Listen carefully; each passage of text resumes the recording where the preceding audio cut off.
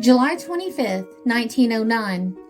The new flagship of the Blue Anchor Line, the SS Waratah, made harbor in Durban, Australia today, and frankly, one of her passengers couldn't get off the ship fast enough. Claude G. Sawyer, an engineer and experienced sea traveler, then sent the following cable message to his wife in London. Thought Waratah top-heavy, landed Durban. Sawyer later testified to the London Inquiry that he had booked passage on Waratah through to Cape Town, but had decided to disembark at Durban as he had been nervous about the behavior of the ship during his voyage. He also claimed that he had been disturbed by visions he saw in dreams during the voyage of a man dressed in a very peculiar dress which I had never seen before, with a long sword in his right hand which he seemed to be holding between us. In the other hand, he had a rag covered with blood. Sawyer claimed that he took these visions to be a warning to leave the ship at the earliest opportunity.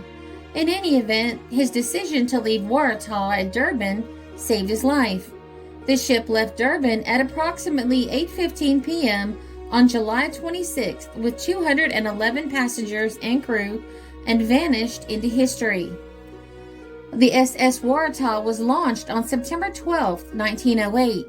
She was to be a new cargo and passenger vessel that was specially designed for their Blue Anchor Line trade between the United Kingdom and Australia. The owners wanted the ship to be an improved version of their existing steamer, the SS Geelong.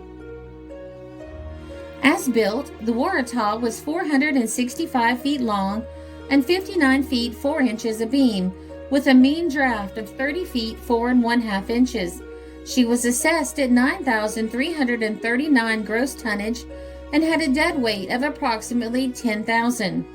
The vessel had a steel hull and 2 sets of quadruple expansion steam engines.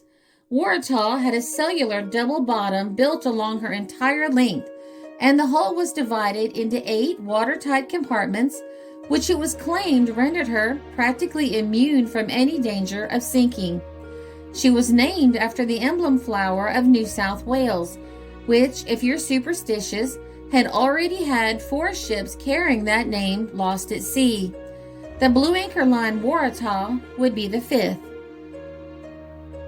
Following delivery, the Waratah departed on her maiden voyage from London on November 5, 1908, with 689 third-class and 67 first-class passengers.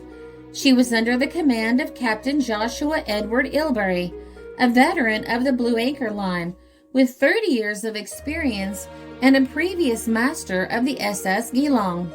She had a crew of 154. She left Cape Town on November 27th and arrived at Adelaide on December 15, 1908. Early in the morning on December 6, 1908, Waratah's second officer reported a small fire in the lower starboard bunker that extended all the way to the engine room. The fire was largely brought under control by noon on the same day, but continued reigniting until December 10th.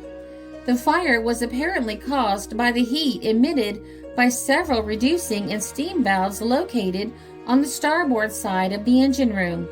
While the roof of the engine room was insulated, the starboard side evidently was not. The repairs were performed at Sydney to the chief engineer's satisfaction.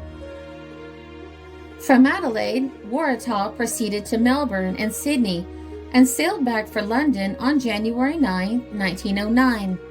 She was carrying a cargo of food, wool, and 1,500 tons of metal concentrates. She arrived in London on March 7, 1909, to finalize her maiden voyage. After unloading her cargo, she was put into dry dock, where she was inspected by the Lloyd's inspector and underwent some minor repairs. During her maiden voyage, Waratah was scrutinized by Captain Ilbery and his crew, as one of the criteria used in acceptance trials was the ship's handling and stability.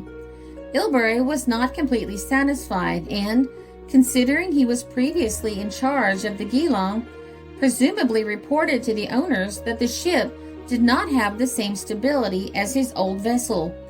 He was especially concerned with the difficulty of properly loading the steamer to maintain her stability, which resulted in a heated exchange between the owners and the builders following the vessel's return to England. The subsequent inquiry into her sinking raised some disputed reports of instability on this voyage.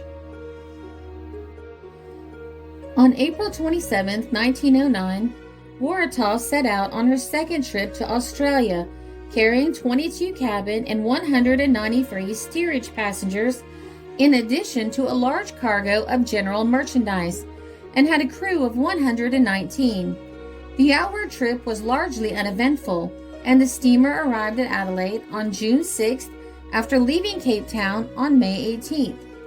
Upon loading approximately 970 tons of lead ore at Adelaide, the steamer continued to Melbourne and had to plow through a strong gale, which also complicated her berthing upon arrival there on June 11th.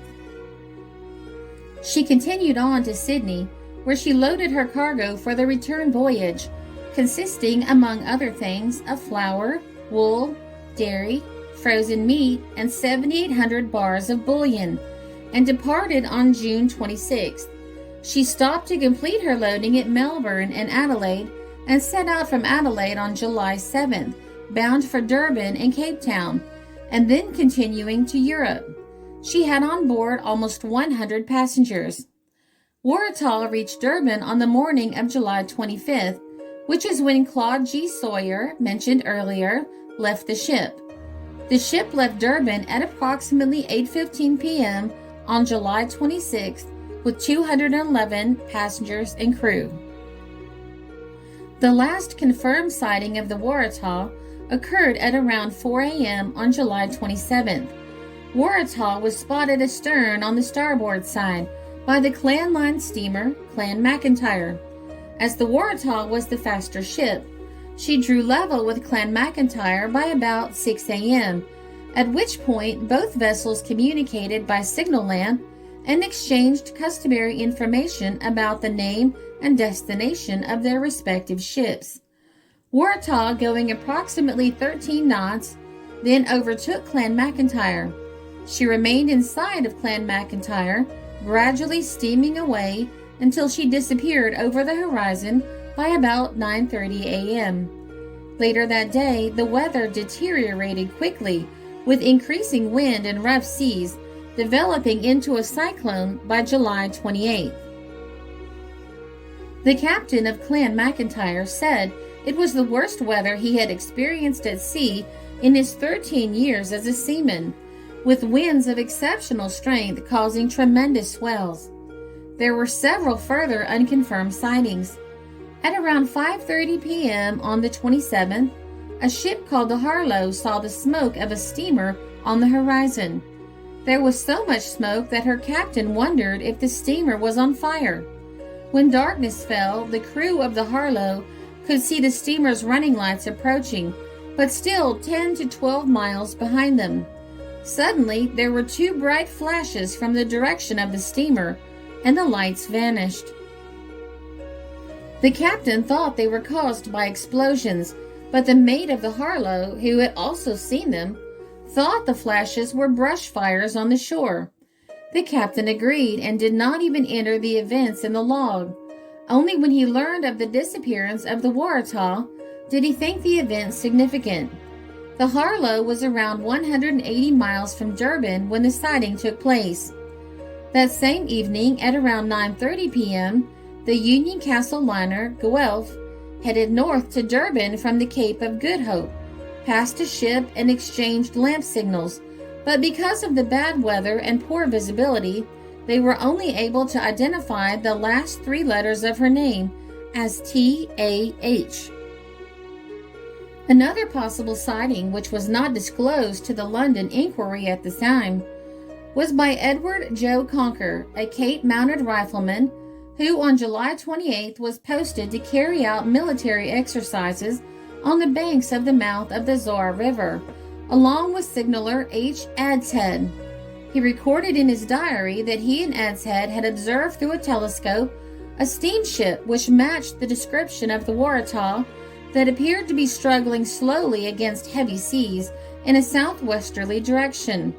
Conquer observed the ship roll heavily to starboard, and then, before it was able to right itself, a following wave rolled over the ship, which then disappeared from view, leading Conquer to believe it had gone under. Conquer reported his sightings to his base camp and to his orderly sergeant, who apparently did not take the matter seriously. He did not come forward with his story until 1929. Waratah was expected to reach Cape Town on July 29, 1909, but never reached its destination. Initially, the non-appearance of the ship did not cause alarm, as it was not uncommon for ships to arrive at port days or occasionally even weeks overdue. As Waratah was considered unsinkable, it was at first thought likely that she had been delayed by a breakdown or mechanical fault and was still adrift. Fear started to grow for her safety when ships which had left Durban after Waratah and had traveled on a similar course began arriving at Cape Town and reported having seen no sign of her en route. The first search effort was launched on August 1st when the tugboat T.E. Fuller was sent out to look for any sign of the ship, but was forced to turn back after encountering dreadful weather. She later returned to search along the coast. The Royal Navy deployed cruisers HMS Pandora, HMS Forte, and later HMS Hermes to search for the Waratah. The Hermes, near the area of the last sighting of the Waratah, encountered waves so large and strong that she strained her hull and had to be placed in dry dock on her return to port. On the 10th of August, 1909, a cable from the colony of Natal reached Australia reading, "Blue anchor vessel sighted a considerable distance out, slowly making for Durban. Could be the Waratah." The chair of the House of Representatives in the Australian Parliament halted proceedings to read out the cable, saying, "Mr. Speaker has just informed me that he has news on reliable authority that the SS Waratah has been sighted making slowly towards Durban." In Adelaide, the town bells were rung, but the ship in question was not the Waratah. Numerous other ships in the area joined the search, including the Waratah's sister ship, Geelong, which deviated from its course from Cape Town to Adelaide to search waters east of the colony of Natal, where the Waratah was thought to be possibly drifting. The German steamship Goslar also kept special lookout for the Waratah for 1,262 miles of ocean while en route from Port Elizabeth to Melbourne. On August 13, 1909, the steamship Insizwa reported sighting of several bodies off the mouth of the Bashi River near the location of the last confirmed sighting of the Waratah. The captain of the Tottenham also allegedly saw bodies in the water more than 2 weeks after the Waratah disappeared. The tug Harry Escombe was sent out to search for the bodies, but failed to find any. It did, however, find floating objects which resembled human bodies, which turned out to be dead skate. Hope remained that Waratah was still afloat and drifting. This was bolstered by the experience of the steamer SS Waikato, which had, in 1899, broken down off the Cape and had drifted eastwards for over 100 days, covering 2,500 miles, before being discovered and towed to Australia. Waratah had enough provisions on board to last for a year. However, as no radio was installed as part of her build, she would have been unable to communicate with any ships beyond visual range. In September 1909, the Blue Anchor Line chartered the Union Castle cargo ship Sabine to search for the Waratah. The Sabine was specially fitted out with searchlights and other equipment. Its search covered 14,000 miles and zigzagged across the drift path of the aforementioned Waikato, but yielded no results. With no sighting of the ship for over 4 months, Waratah was officially posted as missing at Lloyd's of London on December 15, 1909. However, in early 1910, relatives of the Waratah's passengers made one further attempt to locate the ship and chartered the Wakefield, which conducted a search for 4 months covering 15,000 miles. This again proved unsuccessful. The Board of Trade inquiry into the disappearance was held in December 1910 at Caxton Hall in London.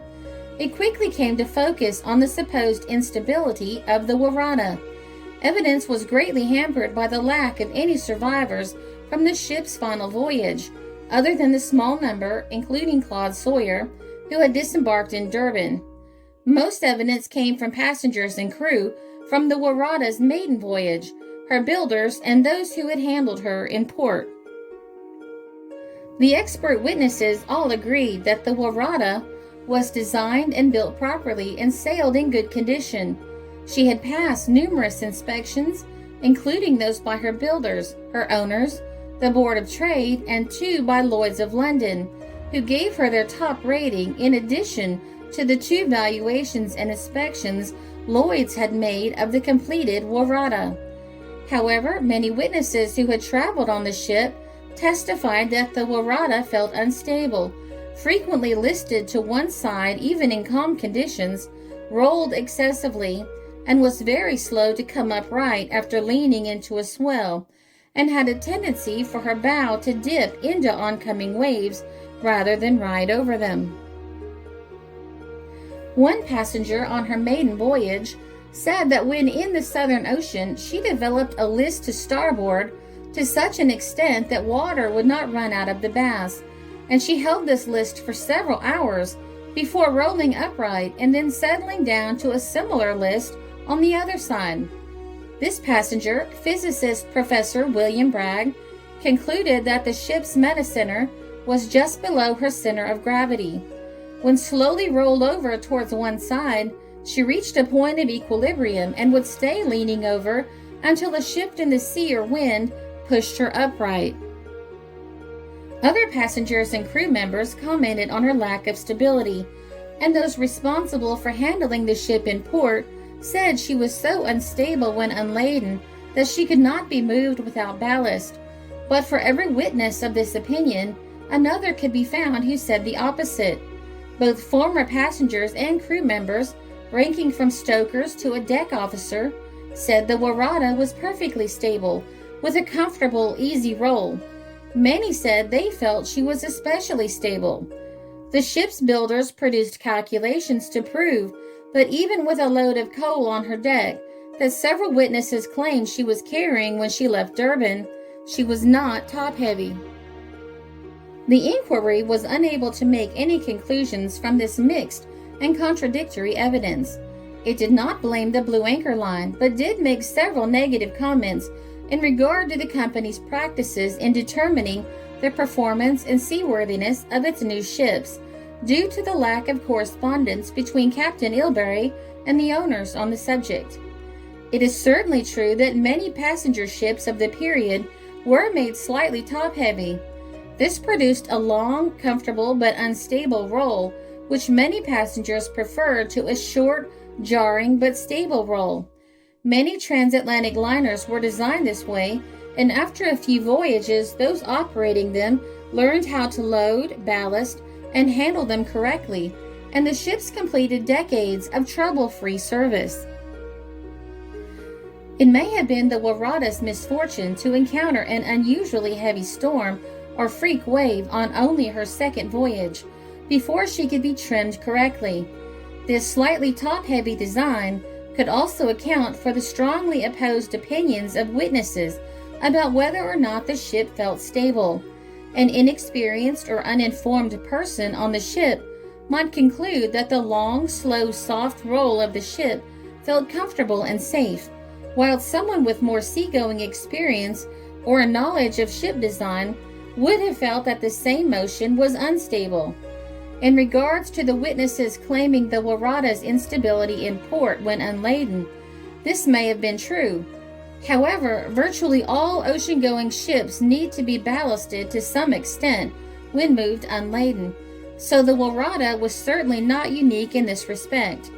The witnesses would have been well aware of this, that they still came forward to attest that they regarded the Waratah as dangerously unstable in these conditions does suggest that the ship was exceptional in some respect.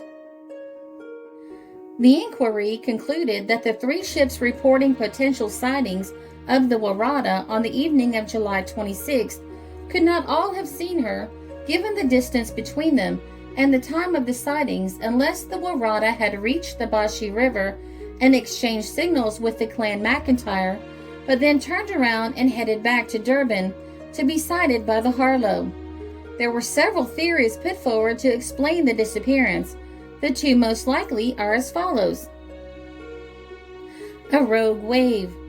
One theory advanced to explain the disappearance of the Waratah is an encounter with a rogue wave in the ocean off the South African coast. Such waves are known to be common in that area of the ocean. It is most likely that the Waratah, with what seems to be marginal stability and already plowing through a severe storm, was hit by a giant wave. This either rolled the ship over outright or stove in her cargo hatches, filling the holds with water and pulling the ship down almost instantly. If the ship capsized or rolled over completely, any buoyant debris would be trapped under the wreck, explaining the lack of any bodies or wreckage in the area. This theory was given credibility through a paper by Professor Mallory of the University of Cape Town in 1973, which suggested that waves of up to 66 feet in height did occur between Richards Bay and Cape Agulhas. This theory also stands up if the Waratah is assumed to have been stable and seaworthy. Several ships around the Cape of Good Hope have been severely damaged and nearly sunk by rogue waves flooding their holds. The cargo shifted. The Waratah was carrying in her cargo holds around 1,000 tons of lead and 300 tons of lead ore concentrate, which is known under certain circumstances to liquefy due to the motion of the ship. This can affect the stability of the ship due to the free surface effect, potentially causing it to capsize. Today, ore concentrate is treated as hazardous cargo, with special measures required for its transport in ships. However, in 1909, there was little awareness about the dangers of carrying this material. The Waratah's disappearance, the inquiry, and the criticism of the Blue Anchor Line generated much negative publicity. The line's ticket sales dropped severely, and, coupled with the huge financial loss taken in the construction of the Waratah, which, like many ships of the time, was underinsured, forced the company to sell its other ships to its main competitor, P&O, and declare voluntary liquidation in 1910. A number of attempts at locating the wreck have taken place, in particular under the leadership of Emlyn Brown. Attempts to locate the Waratah took place in 1983, 1989, 1991, 1995, and 1997. In 1999, reports reached the newspapers that the Waratah had been found just over 6 miles off the eastern coast of South Africa. A sonar scan conducted by Emlyn Brown's team had indeed located a wreck whose outlines seemed to match that of the Waratah. In 2001, however, a dive to the site revealed that the wreck was in fact that of the Nailsea Meadow, a merchant cargo ship that had fallen victim to a German U-boat during the Second World War. In 2004, Emlyn Brown, who had by then spent 22 years looking for the Waratah, declared that he was giving up the search. "I've exhausted all the options.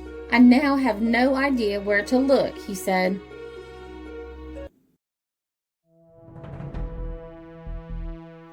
The information for this story came from Lloyd's of London, Steamships and Motor Ships, 1909 to 1910, the Evening Journal, Adelaide, December 15, 1908, the Bridgeport Evening Farmer, September 11, 1909, the Columbia Herald, August 27, 1909, the Daily Alaskan, November 17, 1909, the Marion Daily Mirror, August 13, 1909, the Newark Star, August 21, 1909, the Oaks Times, September 23, 1909, the Paducah Evening Sun, August 13, 1909, the Times Promoter, August 19, 1909, the official Waratah Rec Report, and Wikipedia. Visit numa.net to see some amazing underwater pictures of the Nailsea Meadow.